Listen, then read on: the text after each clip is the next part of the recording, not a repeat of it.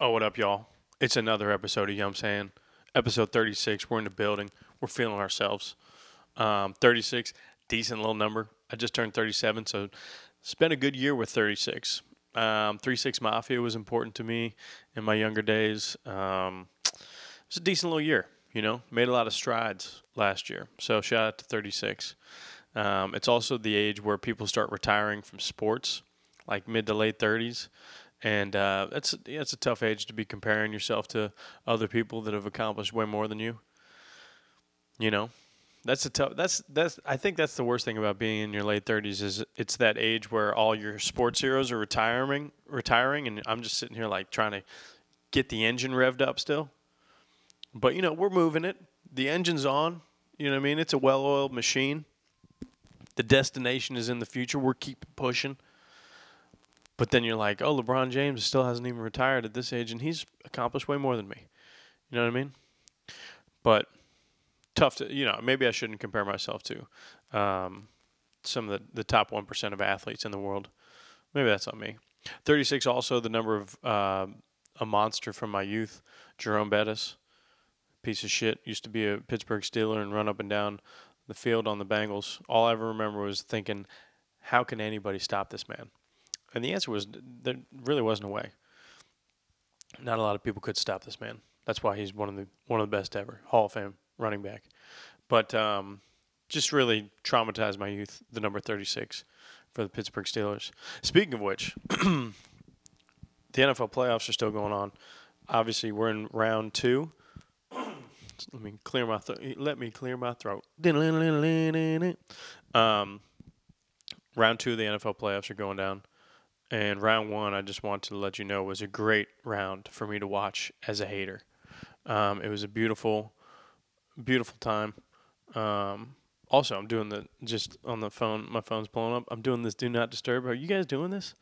I don't think anybody really told me how to do it. I used to get notifications. I'm texting people, and they'd be like, yo, they're on Do Not Disturb. This has been sent quietly. I had no idea how to do it. Just figured it out. Kind of a game changer. I'm on recording this right now with you guys. I don't want to get blown up the whole fucking time. Now we're on focus mode. It's crazy shit. Shout out to Do Not Disturb. Quit fucking disturbing me. But this past week with the NFL playoffs was just a beautiful time to watch football as a hater. Specifically as a Cincinnati Bengals fan and just a hater of all things non-Cincinnati Bengals this week. And so I really enjoyed it. It was great because we get to watch. It was the Steelers lost and the Browns lost. And then the Chiefs, they won, but they just still don't look. I mean, they whooped up on the Dolphins, but the Dolphins aren't going to go in negative 30-degree weather and win that game.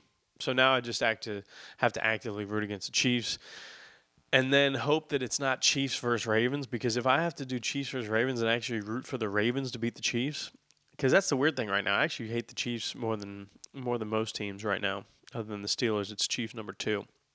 So I don't know. I hope that doesn't happen. But hoping the Bills can go into Kansas City and take care of business. But just a beautiful week to watch teams that I hate just fall from grace. It was beautiful. The Steelers just getting their asses handed to them by the Bills. They kind of chipped away and made it close, but let's be real. The Bills whooped their ass. It's just good to see.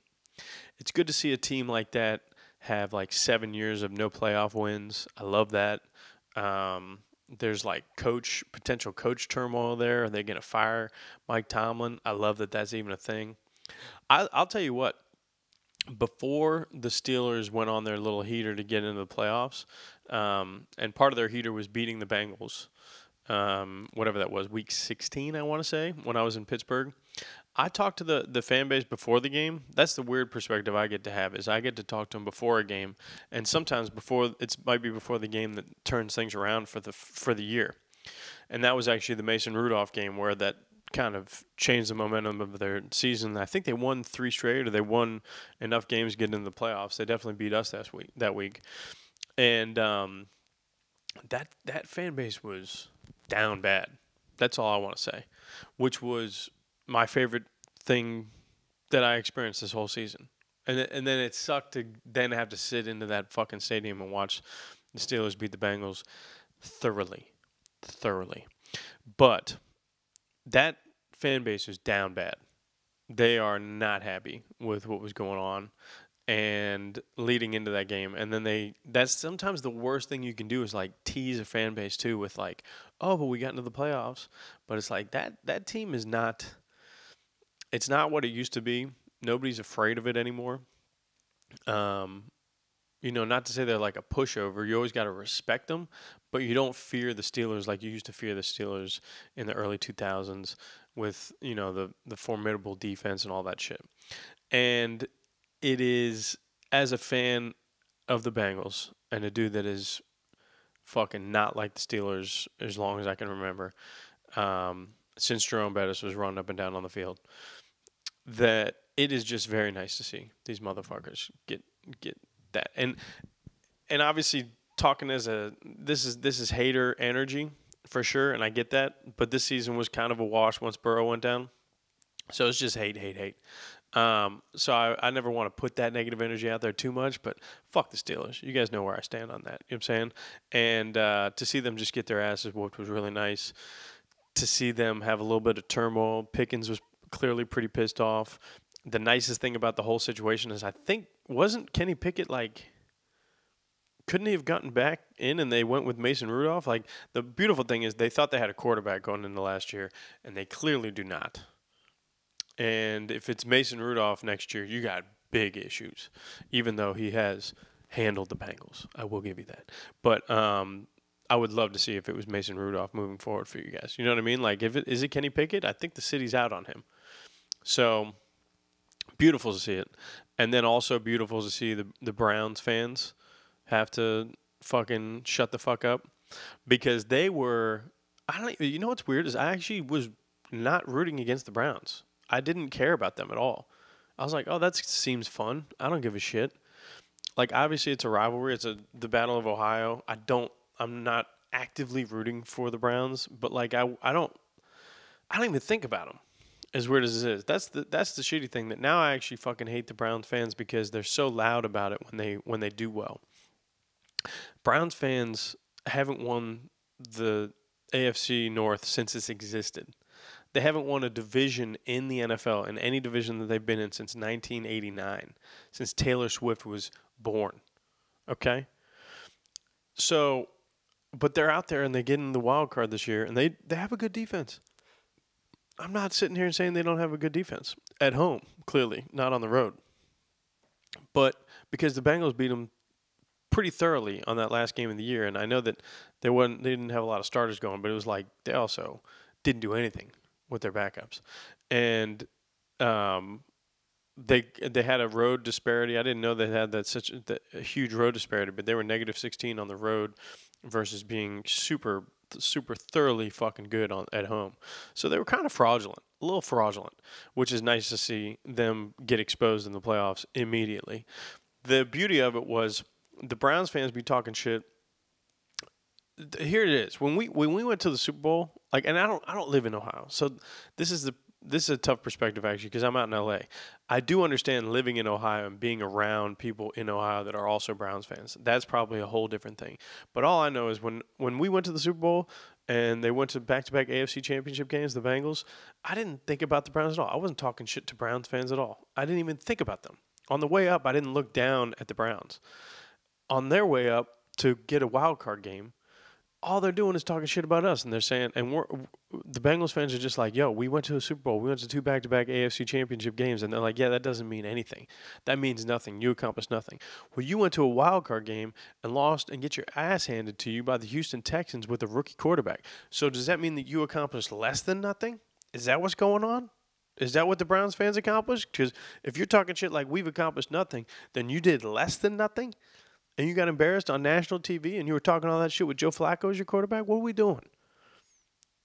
And now also, the thing is, if y'all lost and you didn't talk all the shit, I would have been like, that was a dope year. Be aware, Browns fans. Be aware of yourself. Have more self-awareness when you're talking shit, because it's like, this shit can go south super quick. Don't talk too much shit, because when you lose, you look like fucking idiots. So it's nice to see that. Nice to see them lose. Also, nice to see them lose to the Houston Texans because they traded with the Houston Texans for Deshaun Watson, who is supposedly their starting quarterback moving forward, and they owe like $230 million to guaranteed, and he ain't even good enough to get them where they were. They would not have gotten to the playoffs if Deshaun Watson was starting the whole year. I'm pretty convinced. They needed the spark from Flacco. So it was beautiful to see the organization that got all their draft picks and they traded away their franchise quarterback now has a franchise quarterback that's better than anybody that the Browns have drafted in fucking God knows how long. And they just whooped their ass in the first round of the playoffs.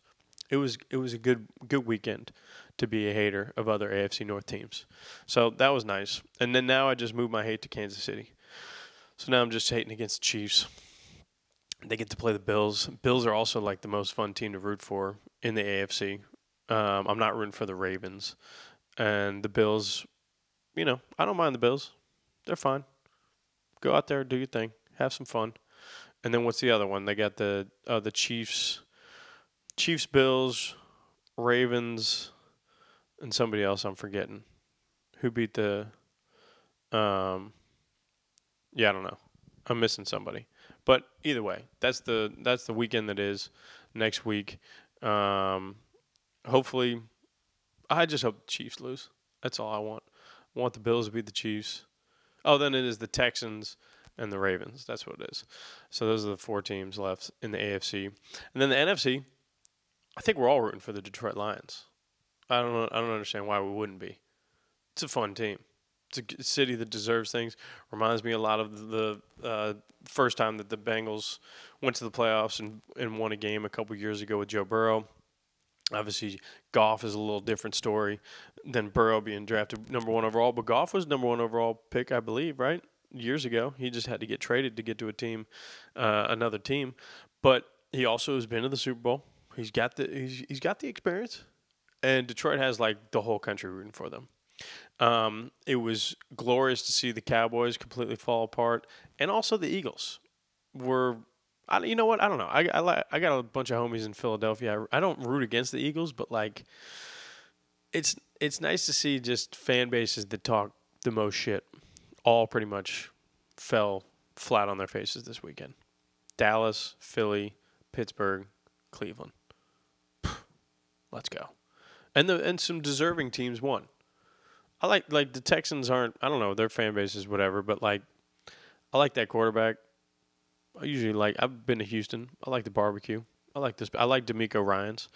And then in the NFC, the Lions they just deserve nice things. And also shout out to Detroit hip hop. Some of my favorite hip hop in the history of music. All my favorite music is pretty. I would say most of my favorite music is all rooted in Detroit. So I'll always have a soft spot for Detroit. All the way going back to Smokey Robinson, Stevie Wonder, Motown, all that shit. Motown in general. You ever just have a bad day? Go fucking play Motown all day. You know what I mean? Just fucking let that shit hit. Beautiful shit. Sam Cooke, I don't know if he's from Detroit, but he was a Motown guy. And then in hip-hop, and I'm not even an Eminem guy. I'm a Royce the 5'9" guy. I like Elzhi, Slum Village, Jay Dilla, Danny Brown. What are we talking about? I liked Big Sean before it was cool to like Big Sean. I liked early Big Sean when he was dropping mixtapes and Kanye wouldn't put them on. You Don't Know Big Sean, I believe was the mixtapes. Classic shit. And then he went super popular and I started hating him because he did that ass song. I was like, God damn it, Big Sean. I fucked with you. And now he's come back. Now he's come back lyrically. So maybe I'm back in on Big Sean. We don't know. But rooting for Detroit. Dude, Lions-Bills would be very fun. That'd be a fun Super Bowl. I wouldn't care who won. I'd be happy for either team. And we'd know going into it that one of the teams is going to be very deserving. They were due for something good to happen. So that's nice. I would hate if it's like fucking like Niners-Ravens again. The Niners are clearly the best team. But like Niners-Ravens again would be the last time was the Harbaugh brothers playing each other. Now it would be Shanahan versus Harbaugh. Just, I don't know. I already seen it. I don't need to see that. I don't like that the Ravens are good. So, and also like if the Ravens win a Super Bowl, then you got to going to next year as a Bengals fan, hearing all that fucking chatter. God damn it. I can't fucking take it. So, lock in, boys. Lock in. Other things that are exciting. I started to drop some shorts. Or I shouldn't say but we started to drop some shorts for you guys. Every Monday, we're going to be dropping a short from a project that I've been working on for the past few years. So, these guys in Phoenix a few years back had reached out to Anwar Newton and myself. If you don't know Anwar is a person that I've collaborated with on, it feels like hundreds of projects, but a lot of really, really cool stuff in the past. He's the homie. He is my comedic brother, and we've done a lot of things. We partnered together on This Week Sucks Tonight. We've partnered together with a bunch of other people to do a show called Literally the Worst Show Ever in the past. And there's a couple guys in the Phoenix market that were stirring up a show idea, and they reached out to us to potentially be the stars of it. And obviously, it's all low budget stuff. It's all independently made and all that shit. But we will be showing you guys the shorts that we've been working on for a bigger idea of a show that we've been doing called Call and Response. And Call and Response is a show about two paramedics in the Phoenix market that will be, kind of tapping into that whole perspective of what those guys experience on a day-to-day. I think it's a really unique show that can show so many different scenarios of the human life through these two people's day-to-day stuff. Paramedics experience the craziest shit. So it's fruitful for opportunities to continue to write crazy shit, dive into these experiences, and make jokes about it. And I think that Anwar and I are uniquely suited to be able to make jokes in pretty dark scenarios. We spent 6-7 years creating a show called This Week Sucks Tonight, which is literally a weekly show about some of the worst news you can imagine. Not because we choose the worst news you can imagine. That's just what the news is every week, right? It's fucking mass shootings. It's hate speech. Is all that type of shit. We cover all that stuff and try to make light of that on a weekly basis with that show. And so this will flow into some ugly scenarios. You could be experiencing death. You could be trying to save the life of somebody that you don't fuck with at all. There's situations where if you're a paramedic, you got to walk in there as a black or brown person, and they might have a fucking swastika on the wall or even on their body, tattooed on there. So, and you still got to save the life of that person. How do you make light of that? Well, we're going to try to do that for you guys. So, I'm excited about it. It's been a really cool project to be attached to for the past few years. It's been hard to get some of this stuff together. There's a lot of resources that you have to put together to shoot something on a real way. And we've been fortunate enough to have some people work on a low budget in the Phoenix market. And so it's been dope. So Call and Response is the show. If you want to check out the first short that we dropped, callandresponseshow.com is where you can check that out. We had our homie from the Phoenix comedy scene, Tristan Bowling, jump in there, a little cameo. You get to see both his butt cheeks. It's pretty neat. A little behind the scenes. I get to see his hog from the front. I'm kidding. He actually wore not a thong underwear, but he was cheeked up from the back, but he was covered up in the front, so I didn't have to get eyes on that thing. But maybe down the line, Tristan. He's a skinny white boy, so I'm sure it's hanging. It's dangling down there. You guys know my perspective on that. And so we're going to be dropping those every Monday. And it's exciting. Dive into that.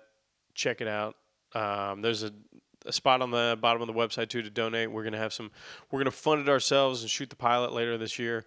We're working on the pilot now, kind of buttoning it up, punching it up, all that stuff. And we've got other episodes, too, down the line. So it's been something that's been dope for me to work on. I haven't really talked about it publicly too much because we kind of keep it under wraps. But over the next 6 weeks, we've got 6 shorts that we'll be showing to you guys. So fuck with that. Fuck with your boy. Speaking of television shows, I've been diving back into True Detective recently because they got a new one out. I don't know if you guys fuck with True D, but yeah, it's back on there. They got True D, got Joe D. Foster up in this bitch too, and then some woman that I don't know. But they're back. They're back at it. And I'll tell you what, every fucking time I dive back in to see if it's any good. I did it with season 2 and season 3, and it's tough. I don't know if they're going to be able to do it. I pray every time that they're going to be able to accomplish it again, because I went back and I watched season 1 recently, and just a fucking ripper of a season of television. My girl had never seen it, and so I was like, yeah, let's fucking do it. And just some of the, 8 of the best episodes you're ever going to watch of TV. It's just good. Well shot. It's fucking well done. Great acting. All that shit. It's fucking a little creepy at times, all that. It's also like just true crime type shit. And then I went and watched season 3 again with Mahershala Ali.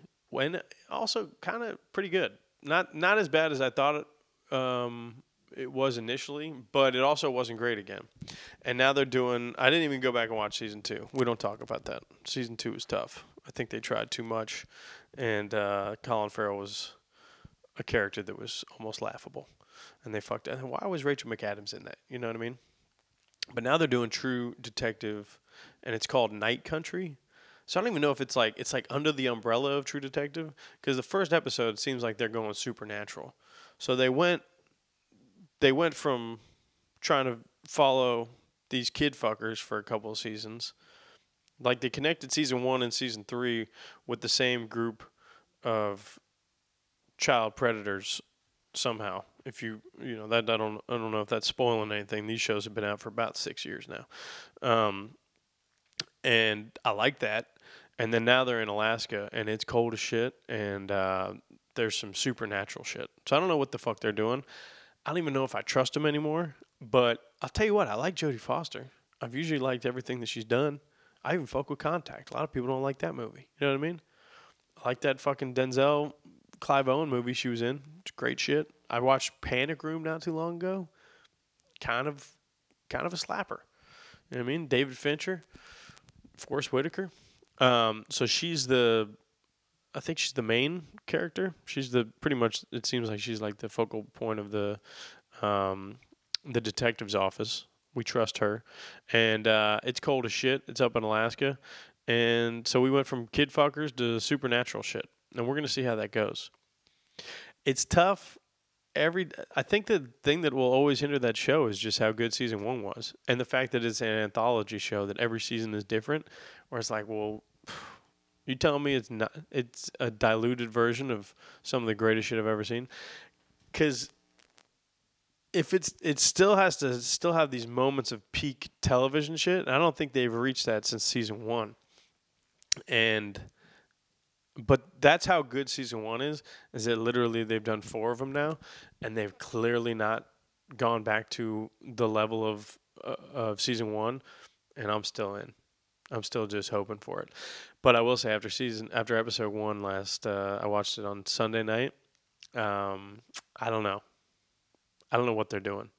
It felt like it was like they're up in some random place in Alaska. It felt like The Thing. If you ever watched The Thing, it felt like the first 30 minutes of that, but it wasn't that. There's like some fucking, because Kurt Russell's not in it. And if he was, I'd watch the fuck out of that. But I don't know. We'll see where it goes. I'm giving it an opportunity. I'm giving it the chance. And I'm praying that it reaches some dope levels. But you never know.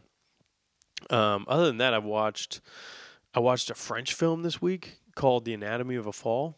And I'm a big courtroom drama guy, big true crime guy. This one was interesting. It was really like a courtroom drama, but just in French. And I don't know if you know this, but they wear robes over there. And that's kind of laughable at moments. It's like, put a suit on. You know what I'm saying? You're a grown man. You're wearing a robe. What are we doing? Is this a spa day? You know what I mean? Where's the wig at?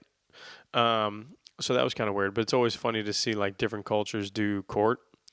And a lot of people have been hyping this movie. Foreign films are always just a little different tone to me. I don't know. It's somebody pretty much in the first 20 minutes, dad's dead, and then this wife and her son her blind son are the only people that are the witnesses, and so they got to figure out who did it. And there's a dog. That's pretty much all you got going for you. And you're gonna read subtitles the whole time. I didn't think it was that bad.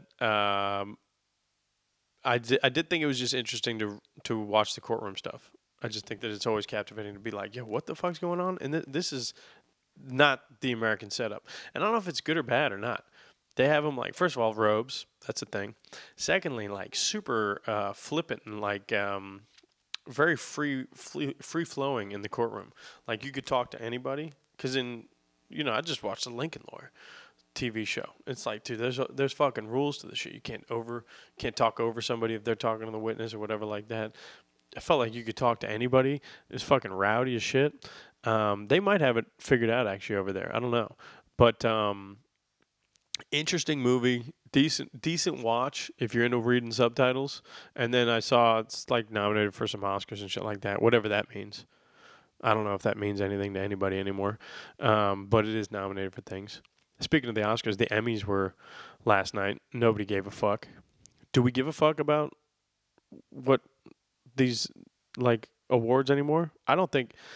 I think Succession won last night. I was super happy about that. Succession is one of the better shows that has come out in the last long bit, and I think it might be like one of the last good shows to come out. I don't know, because now like HBO's done, isn't it? It's called Max now. I used to trust HBO wholeheartedly. Whatever they had on a Sunday night, I was like, I'm fucking in. That's where True Detective is now. True Detective is the Sunday night slot. Sunday night HBO slot for, I don't know, as long as I can remember. Whenever that started, whenever they started hitting shows on Sunday night, I don't know if, I'm assuming Sopranos is probably the Sunday night show. Like, they've just been trustworthy for as long as I can remember. And Succession was that last one. And I don't know. I don't know when we're going to see it again. Because now all the fucking studios are switched up and shit like that. I don't know who's who. I don't know who owns what. Like, is Max, so HBO is owned by Max. Isn't it like Discovery, I think, owns, so people Discovery Channel? How the fuck does Discovery Channel have enough money to own this shit? What the fuck's going on? Is that Pawn Stars? What was on Discovery Channel? I just remember watching fucking, wasn't that Steve Irwin and shit like that? So, and then the Emmys came and went last night. Like they had like some of their lowest watched. It was one of the lowest watched Emmys ever. I didn't even know what was fucking going on. They had football on last night. You know what I mean? When is this from? Did they push it to a later date? I remember it usually being in January, but I remember caring more. Is it because the writer's strike or something like that? I don't know what the fuck is going on. But the Emmys were last night. The Succession won, which was nice. That is what should have happened. But I just don't think the youth gives a fuck about awards anymore. You know, and it's funny to think that they care. Like, what do you think that we're going to care about? The fact that you guys are giving some people that we don't like know at all on a personal level, and like own and run Hollywood, or giving awards out to things that you like because your friends made it and shit like that. Like, bro, we don't have to wait for you to tell us what's good anymore. I don't know if you've noticed, but if it's good, we're going to talk about it on social media immediately. We didn't have to wait for you guys to tell us that the Cat Williams episode was some of the greatest shit that's ever been put on the internet. You know what I'm saying?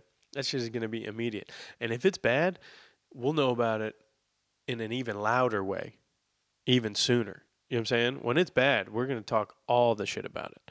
And so I don't know if that's what's going on with the award stuff, but it's like, you know, we don't give a fuck about like you guys telling us what's winning awards.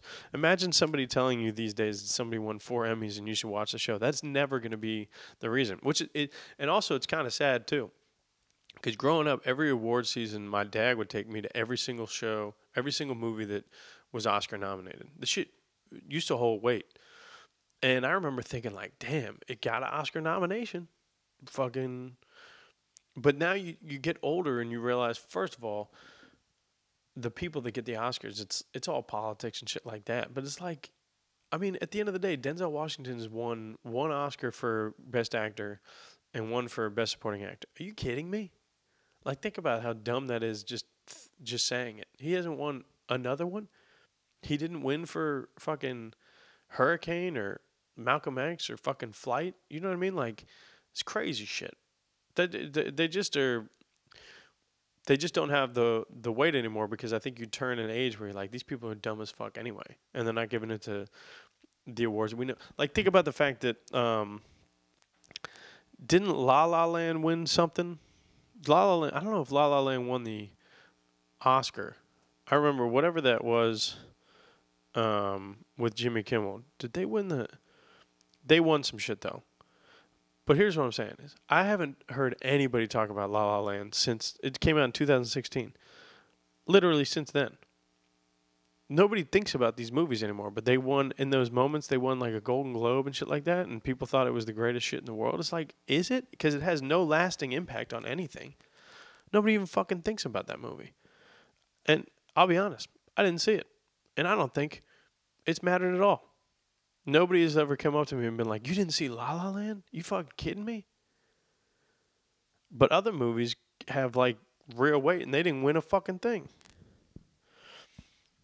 I just watched Flight again this week. It's fucking amazing.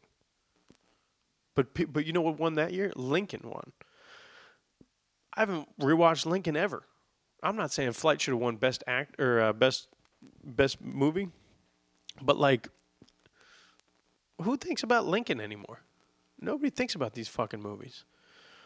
It's fucking trash. I heard somebody say, there's a podcast I listened to that had suggested that they should have, the Oscars should be like 5 years removed. Or like they should have like a different award show for movies that have like stood the test of time. Now we're cooking with gas. Now that's a fun one. I mean, that could be something that I could get into. Because some of these movies you think are going to be more important and they give you fucking awards and it's like, dude, nobody gives a shit about your weak ass fucking movie. You gave it 4 Oscars? What the fuck are you doing? You kidding me? But I am happy that Succession won. But like Better Call Saul didn't win anything. I just saw somebody posted they had the most nominations and never winning. They had 50-something nominations over the period of the whole show, and they never won. And it's like, dude, if his brother didn't win an Emmy for the first or second season of that show, if you never watched that show, his brother is Michael McKean, I believe, plays him. Classic comedic actor from Best in Show. That motherfucker should have won something. That was amazing shit. Stupid shit. What are you gonna do? The Wire never won. That's when you got to realize that these awards don't mean anything. The Wire never won fucking anything. The greatest TV show of all time. If it's not, it's in the top 3 of almost anybody that ever watched it. It's in the top 3, top 5 of anybody, and to a lot of people, it's number 1. Didn't win a fucking thing. But these people don't know fucking anything. So fuck the Emmys. Fuck the Golden Globes. Oscars are coming up. And then, don't get me started on the Grammys. Are you kidding me? All you ever need to know about the Grammys is Macklemore won Best Hip Hop Album the same year that Kendrick Lamar put out, I believe it was To Pimp a Butterfly or Good Kid, Mad City. I want to say it was To Pimp a Butterfly. It doesn't matter. Imagine. Who has ever listened to that Macklemore album ever? I never listened to it at the time. I was actually offended that people thought it was cool at all. The Grammys are the most trash. The Grammys have no idea what the fuck is cool. They'll literally, like, within the past 5-10 years, they had, like, U2 won a Grammy. I don't give a fuck how technically okay the music is. Nobody gives a shit about a U2 album anymore. The fuck are we talking about? Fuck the Grammys. Fuck the awards. Fuck all that shit. That's it. Hopefully that's the thing. That's the change that we have in 2024. Fuck all that shit. But then also, do you make a new awards show? Do you have some other way to give these people accolades? Because that's the tough thing is with these artists.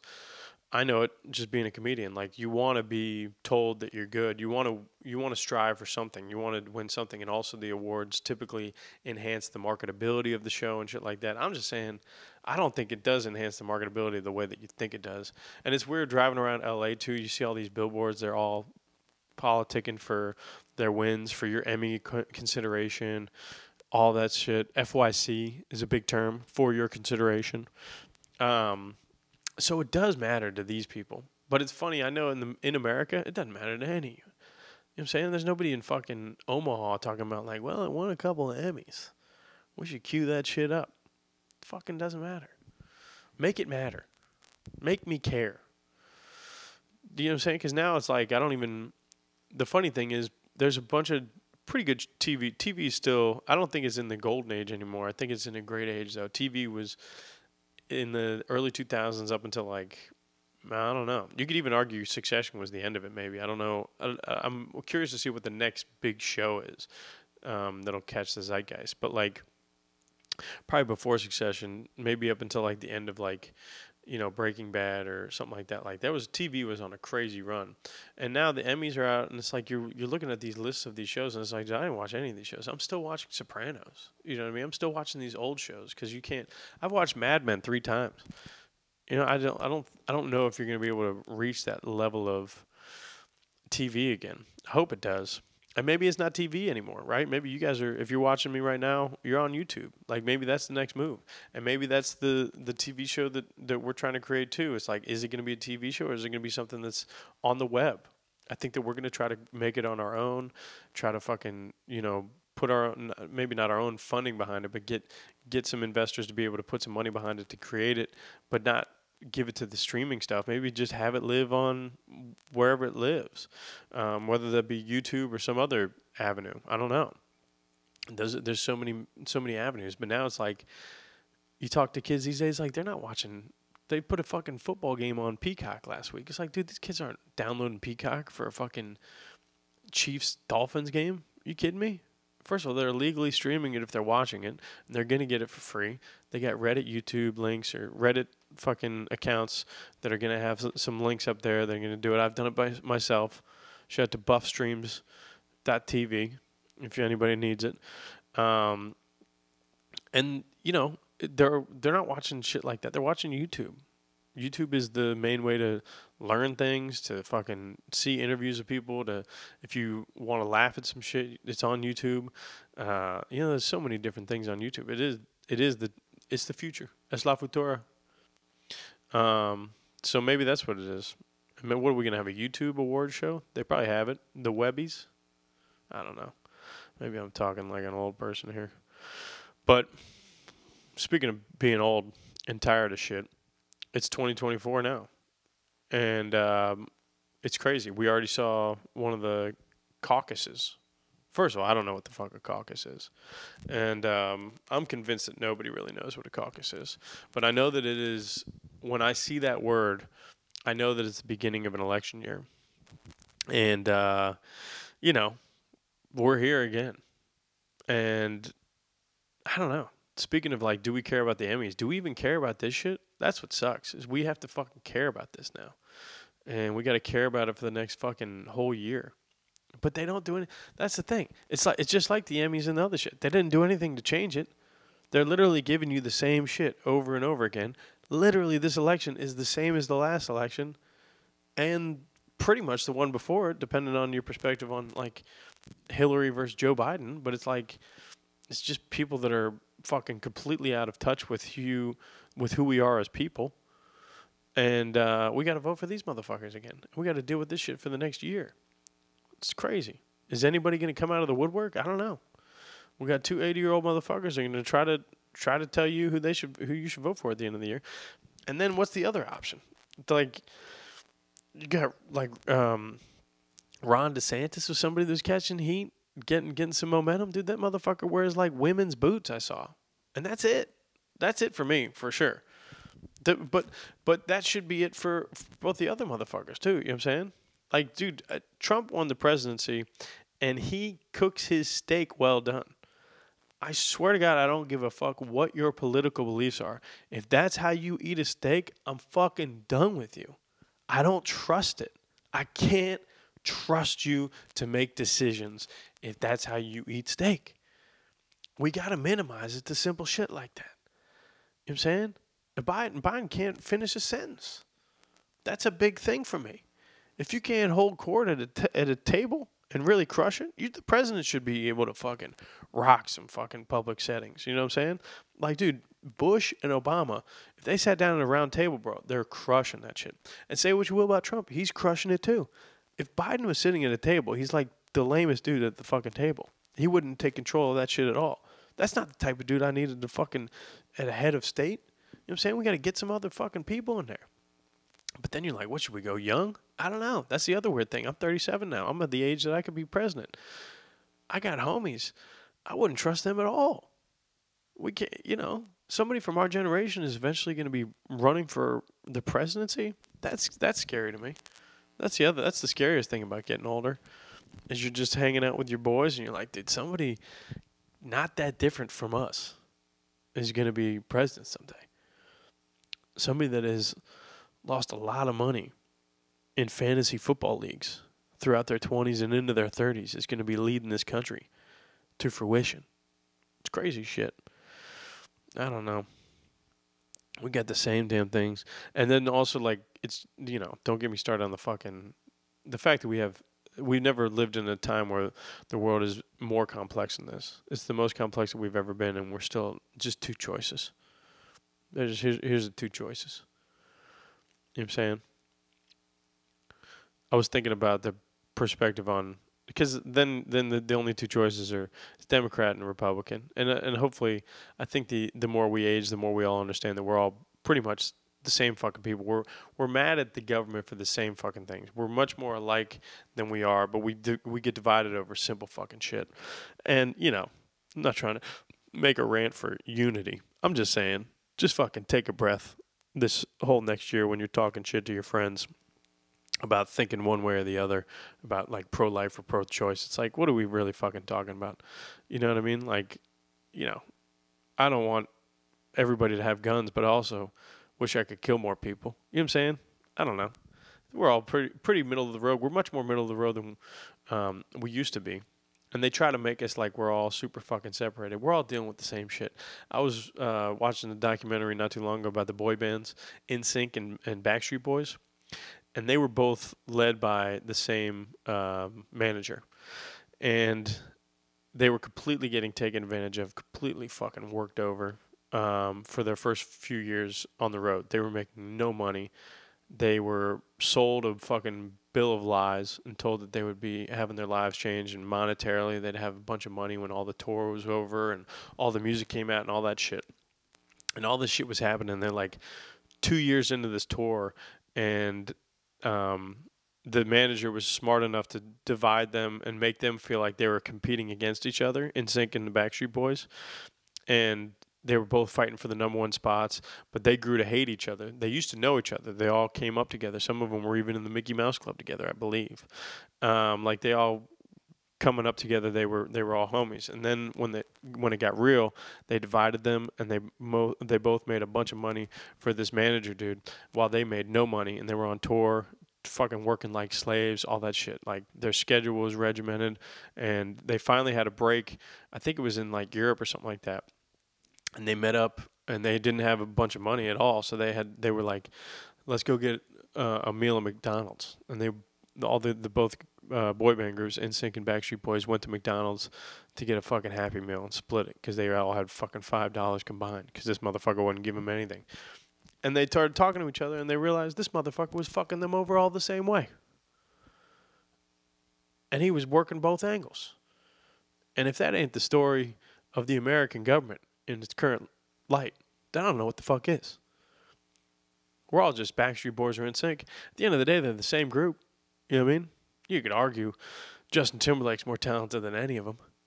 But, I think honestly, I think NSYNC is probably more Republicans, because they're led by a dude with weird hair, and he's a little eccentric, whereas the Backstreet Boys are probably a little softer, a little bit more pushovers. And but they're a little bit more cohesive when they really want to get things done. A little bit more of a band. Also, I don't know if that's a fair assessment of the Democrats at all. I was just trying to make a comparison there. At the end of the day, that's the American government system right there. Backstreet Boys and NSYNC. Pick a side. So 2024. This is gonna be a fucking midway through January. We already got a caucus going. That's some fun shit. But we'll see where it all goes. We'll see where it ends up. It'll be an interesting year, and I just hope we make it to 2025. With some good fucking. I hope we by the end of the year get TV shows that I like. Hopefully we can get our pilot going, and we can get some fucking momentum going. You know what I mean? Get some fucking chutzpah behind this shit. Um, get some fucking good movies out there. I'm gonna keep grinding. We got tours coming up. I should probably announce I'll be in San Diego late next month. Also, I'll be in St. Louis in March and Indianapolis in April, and then trying to get some more dates lined up throughout the year. So I'm gonna be trying to fill up the calendar for the rest of the year. If you want me to be coming to your city, holler at your boy. Let me know, DM me, or hit my turnercomedy.com, and you can get some information to submit there. But yeah, let's fucking make 2024 the best that we can, even though it's going to be a shit show of a year. I'm looking forward to it. If there's some other TV shows or some movies that I should be watching, let me know. I'm open. I'm looking for some things. I know you guys liked my Saltburn take last week. Also, I saw that scene was improvised. The scene that I was breaking down last week where he fucks the dirt. That's it. That makes it so much more insane, and also crazy that they kept that in. He was just like, "Yo, let me see what this character can do," and like just keep the film rolling and let's take a ride. And the director was like, "We're gonna keep this in? You kidding me, dude? That's cutting room floor stuff. Rewrite the fucking film. Could have done without it." So fuck Saltburn. If you haven't seen it, don't. Um, and then yeah, I'll be talking to you guys soon enough. I appreciate you guys. Holla at your boy. Peace.